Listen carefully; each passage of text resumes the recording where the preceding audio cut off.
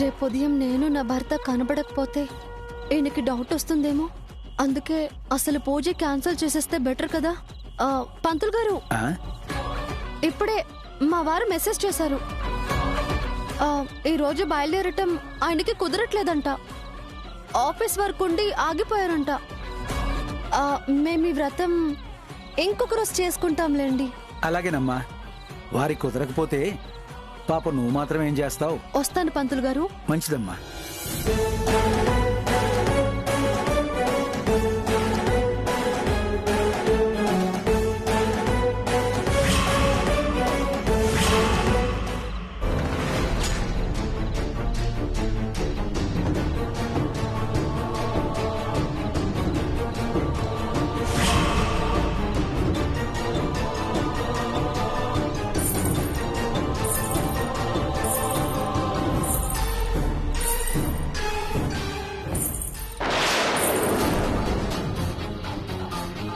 ఎవరు?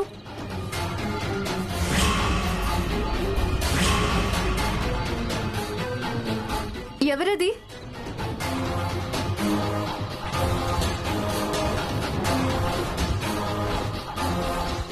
ఎవరూ లేరేంటి? మరి నాకేంటి ఎవరో వచ్చినట్టు అనిపించింది. ఏదో భ్రమపడి ఉంటాను.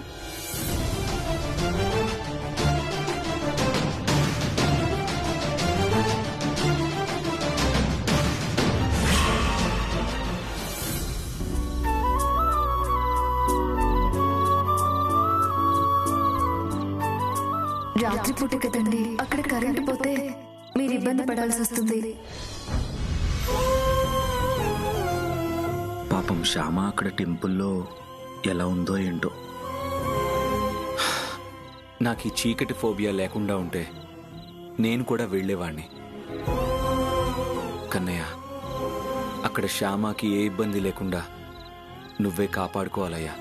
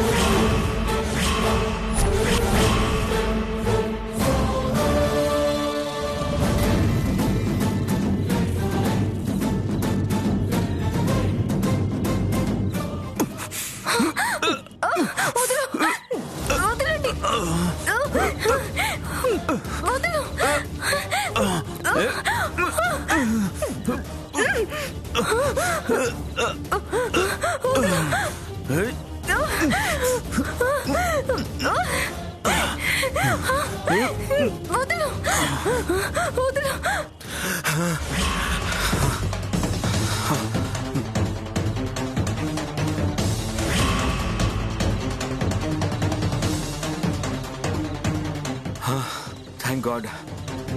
ఇదంతా కళ. ఎప్పుడూ లేనిది నాకు ఇలాంటి కళ వచ్చిందేంటి? ఒకవేళ శ్యామ అక్కడ ఇబ్బందుల్లో ఉందా? ఆ విషయాన్ని సిక్స్త్ సెన్స్ ఏమన్నా నాకు చెప్తుందా? వెళ్ళాలి, వెంటనే శ్యామ దగ్గరికి వెళ్ళాలి.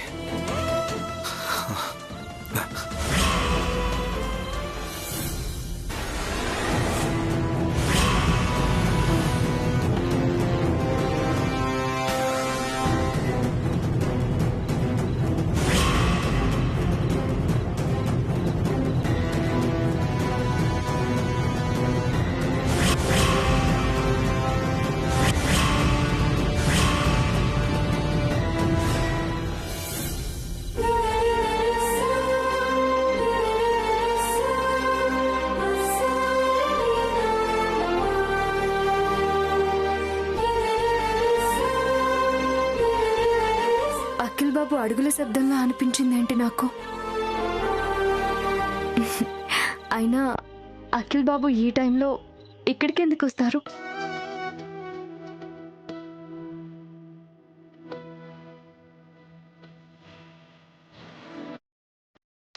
శ్యామ, శ్యామ,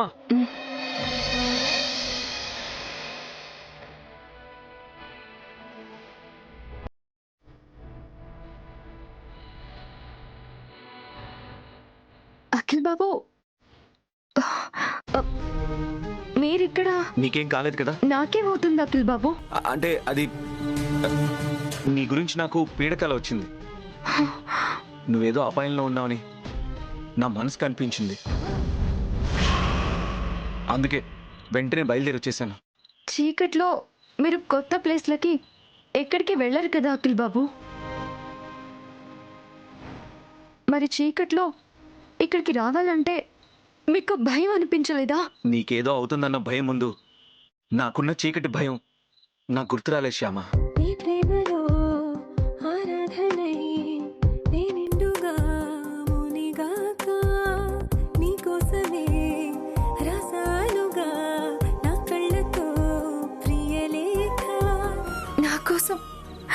నా కోసం మీరింత రిస్క్ చేశారా?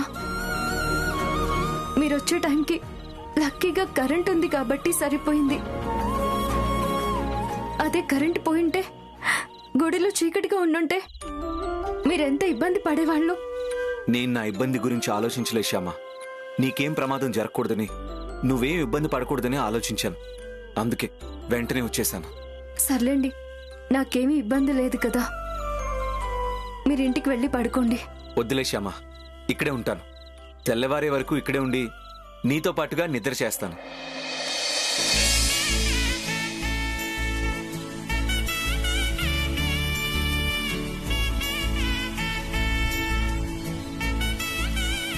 ఎందుకో నిన్ను వదిలిపెట్టి వెళ్ళాలనిపించట్లేదు.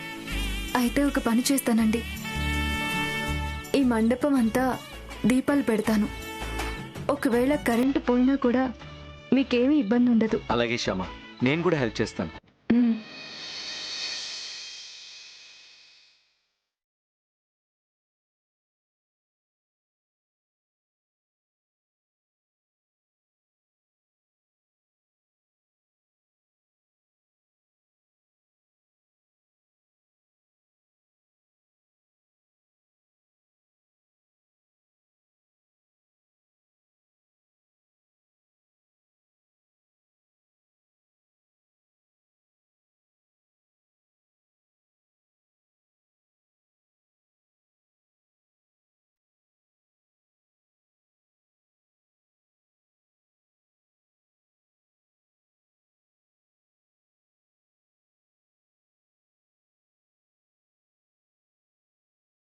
ఏమండి? ఏంటి శ్యామ? రేపు ఉదయం నిద్ర లేచాక వ్రతం పూర్తయ్యేంత వరకు మీరు నా మొహం చూడకూడదు అని పంతులు గారు చెప్పారు. అలాగే శ్యామ, నేను నీకంటే ముందుగానే లేచి ఆ రూమ్లోకి వెళ్ళి రెడీ అయిపోయి 7 పూజ దగ్గరికి వచ్చేస్తాను. సరేనా?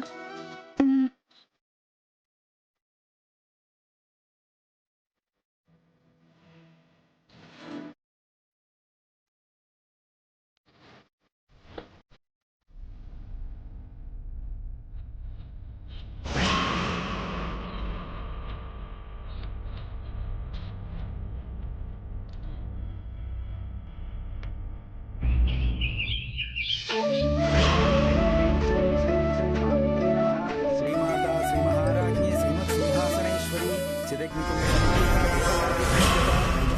సహస్రాభా చతుర్బాహు రాజస్వరూ భాషాఢ్యా క్రోధాకారాంకుశోజ్వల మనోరూపేక్ష కోదండా పంచతన్మాత్రారుణ ప్రభాపూరమజ్జత్ బ్రహ్మాండ సత్యశీల దాంపత్య వ్రతానికి కావలసిన ఏర్పాట్లన్నీ నువ్వే చేస్తావు శ్యామ. కానీ అఖిల్ పక్కన కూర్చుని ఆ వ్రతాన్ని పూర్తి చేసేది మాత్రం నేనే. అమ్మా, ఈ వ్రతం గురించి చెప్పాను కదా. వ్రతం పూర్తయ్యే వరకు మీ వారు నీ మొహం చూడకూడదు. హారతి వెలుగులోనే చూడాలి. ఆ విషయం ఆయనతో చెప్పాను పంతులు గారు. ఉదయం నుంచి నేను ఆయనకి ఎదురుపడలేదు.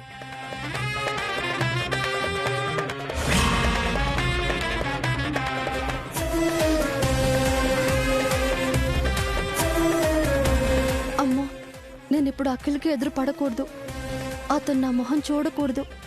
పూజ మొత్తం పూర్తయ్యాక హారతి వెలుగులోనే అఖిల్ నా మొహం చూడాలి. హ్మ్.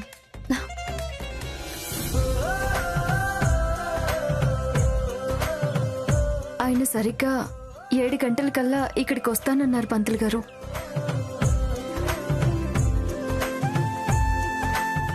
ఆ, అంటే ఇంకో పావుగంట సమయం ఉంది. ఈలోగా నువ్వు వెళ్ళి మేలు ముసుగు వేసుకురా అమ్మా. కార్యక్రమం మొదలు పెడదాం. అలాగే పంతులు గారు.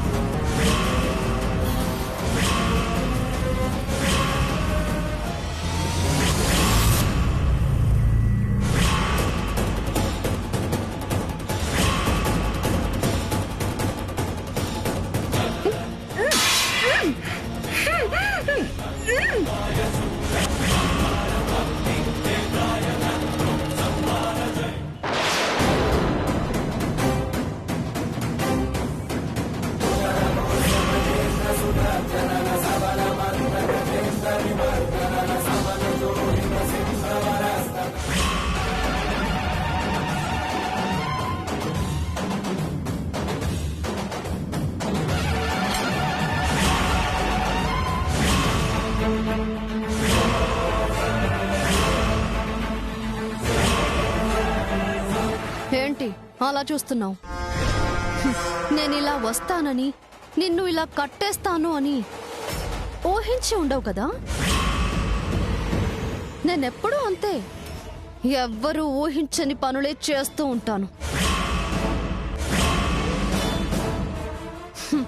నీకు ట్యూషన్ చెప్పడానికి వచ్చి నీ మొగుడు మీద మనసు పడతానని నువ్వు ఊహించావా? లేదు. ఇప్పుడు జరగబోయే సత్యశీల దాంపత్య వ్రతంలో అఖిల్ పక్కన నీ బదులుగా నేను కూర్చుంటానని నువ్వు ఊహించావా? లేదు.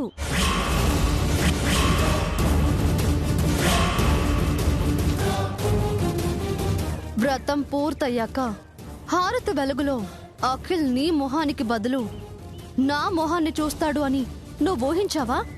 లేదు.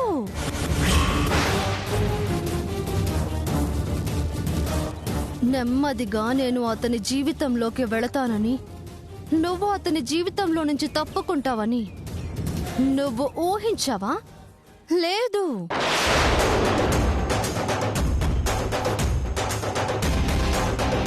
పురాణాలని, జాతకాలని, పూజలని, వ్రతాలని విపరీతంగా నమ్మే వసంత అంటే వాళ్ళని సత్యశీల దాంపత్య వ్రతం అయ్యాక హారతి వెలుగులో అఖిల్ నా మొహమే చూశాడు కాబట్టి అఖిల్ భార్యని అయ్యే అర్హత నాకు మాత్రమే ఉంది అని అందర్నీ నమ్మిస్తాను.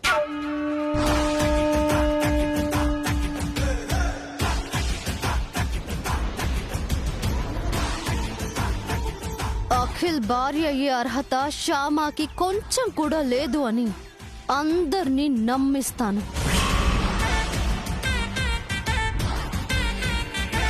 ఆ అర్హత లేదు కాబట్టే పెళ్ళయి ఇంతకాలమైనా కూడా ఇద్దరు చెరకు రూమ్లో ఉంటున్నారని అందర్నీ నమ్మిస్తాను. ఆ అర్హత లేదు కాబట్టే వాళ్ళిద్దరూ దంపతుల్లా ఒకే రూమ్లో ఉండే అదృష్టం రాలేదు అని అందర్నీ నమ్మిస్తాను.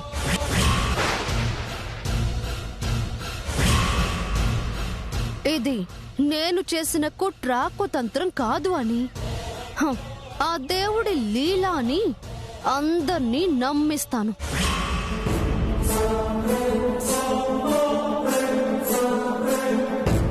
అందుకే ఆ దేవుడు వ్రతం ప్రారంభమయ్యే సమయానికి శ్యామ ఎటో వెళ్లిపోయేలా చేశాడు.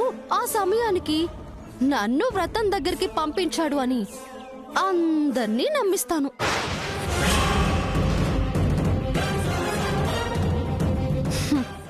అలా అందర్నీ నమ్మించి అఖిల్కి భార్యగా, ఆ ఇంటికి కోడలిగా సెటిల్ అయిపోతాను.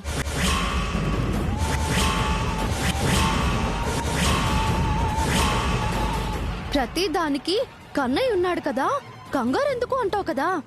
ఇప్పుడు నీ కన్నయ్యని రమ్మను, నిన్ను కాపాడుకోమను.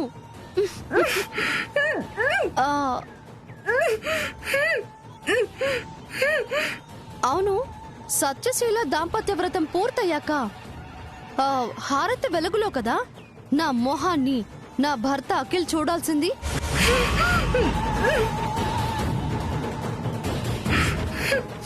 అయితే అప్పటి వరకు నా ఫేస్ నా భర్తకి కనబడకుండా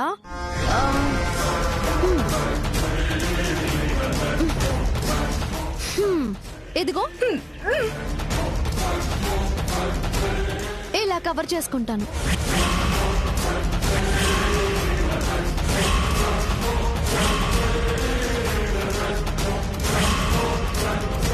బాయ్.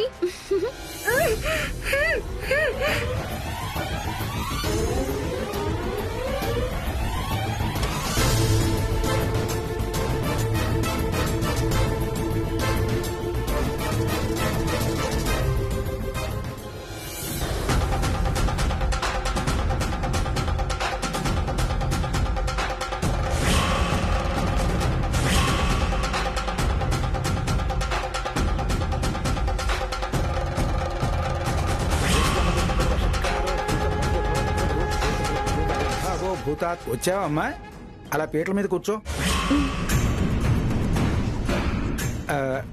మీ వారెక్కడమ్మా?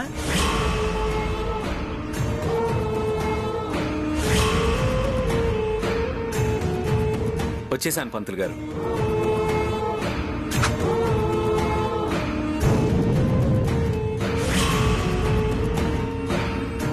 రండి బాబు, రండి కూర్చోండి.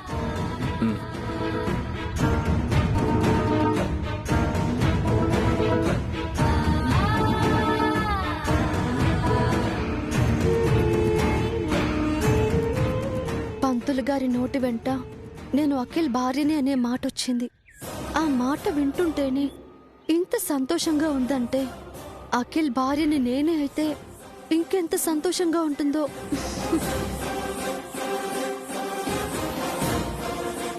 కార్యక్రమం మొదలు పెడదాం పంతులు గారు. ఇంకొక 10 నిమిషాల్లో అమృత ఘడియలు వస్తాయి, అప్పుడు మొదలు పెడదాం. అలాగే పంతులు గారు. ఈ సత్యశీల దాంపత్య వ్రతం అనేది చాలా గొప్ప వ్రతం బాబు.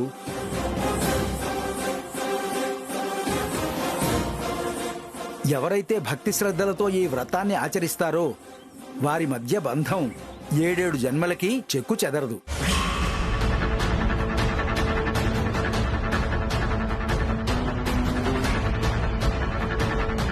జన్మజన్మల బంధంగా ముడిపడి ఉంటుంది.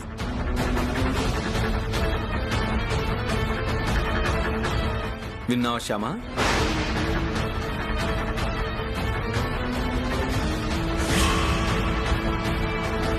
శ్యామా, నిన్నే. భక్తి శ్రద్ధలతో ఈ వ్రతం చేస్తే జన్మ జన్మల బంధంగా ముడిపడిపోతుందట. ఏంటి శ్యామా, గొంతంత నీరసంగా ఉంది? రాత్రి దోమలకి సరిగ్గా నిద్రపట్లేదా?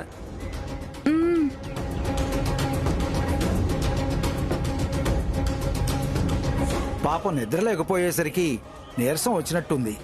కావాలంటే కొబ్బరి బొండం తెచ్చి బాబు, తాగితే నీరసం తగ్గుతుంది. ఏం శ్యామ, కొబ్బరి బొండం తెమ్మంటావా? మా శ్యామ ఏం చేసినా చాలా నిష్ఠగా చేస్తుందండి.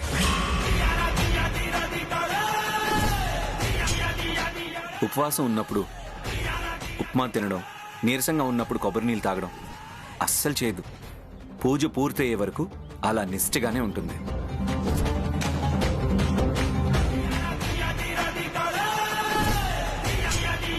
చిన్నప్పటి నుంచి నిష్ఠగా కన్నయ్యకి పూజలు చేయడం అలవాటు కదండి మా శ్యామకి. అందుకే అలా.